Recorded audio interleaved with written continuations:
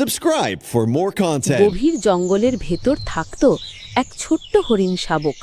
তার নাম আশা। খেলাধুলায় ভরা তার চোখ যেন সকালের শিশিরের মতো ঝলমলে। মা সবসময় বলতো, দূরে যেও না, জঙ্গল বিপদে ভরা। এক গ্রীষ্মে ভয়ঙ্কর খরা নামল। নদী শুকিয়ে গেল, ঘাস শুকিয়ে গেল, প্রাণীরা তৃষ্ণায় ঘুরে বেড়াতে লাগল।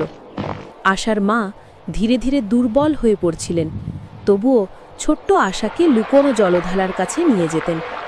একদিন সন্ধ্যায় আশা দূরে একটি ছোট্ট ঝর্ণা খুঁজে পেল। আনন্দে দৌড়ে গিয়ে মাকে ডাকতে এলো, কিন্তু মা গাছের তলায় নিস্তেজ হয়ে শুয়ে আছেন। আশা কাঁপা কণ্ঠে বলল, মা ওঠো, আমি জল পেয়েছি, চলো।